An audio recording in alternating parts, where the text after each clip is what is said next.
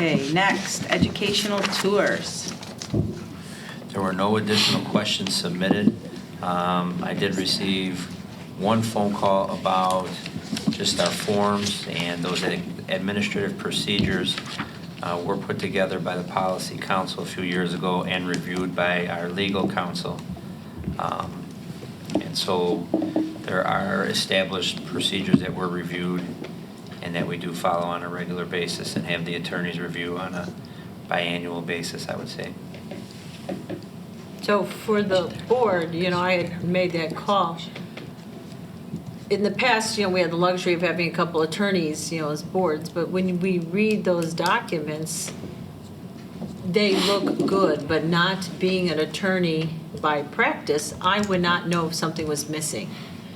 And so I was kind of curious because there's a time when you don't know what you don't know, and that's why I called Kevin. I said, how do we know we're covered legally? How do we know we have everything? If you're not an attorney, how would you know that? That's when he said that the law firm that we use periodically goes through those forms. And that made me feel better, so that.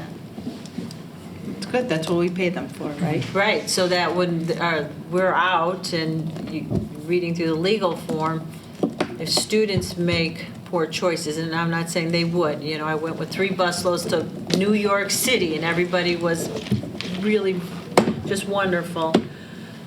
But you could see that the school is not, liable or that we're in good shape. I think it's important to recognize that the law firm likely reviews all of our policies and forms. Yeah. I'm not sure it removes us from liability. Those are 2 distinct issues, I think. So I think it's probably a good call that the form is consistent and is under regular review, like probably many other documents that move through the Board of Ed. But I'm not sure it's a panacea to anything. That was the comment I made to Ms. Oruska during our phone call, is that even though we have these forms, it does not mean that we still could not be sued or some type of action still couldn't be filed. Okay. Thank you. I did not receive any other questions on any of the educational tours. Any further discussion? So I guess my last question, Kevin, every single trip, no matter how long or how short, has to fill out the same legal form? There's different forms for each trip. If it's overnight, it has a different form and needs board approval. If it's in state and less than 200 miles and not overnight, they could do a field trip reform.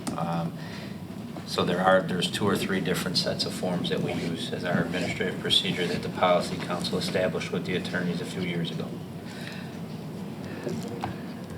Okay, so I guess, my nervousness is, on our ski trip, because that's not an overnight trip.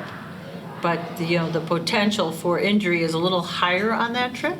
Yeah, but it's out of state, so I think it's considered an educational tour, which still needs board approval.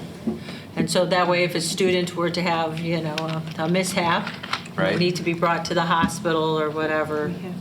We had one last year, and I believe last year. the students have to sign a hold harmless indemnification. Okay. For the entity that they're skiing in. Right.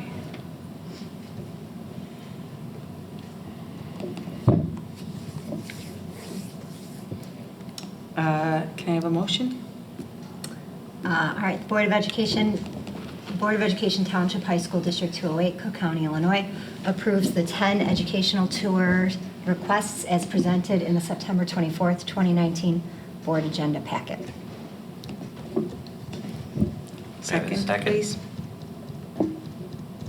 Second, Bill Durkin. Mr. Durkin. Mary Ann, call the roll, please.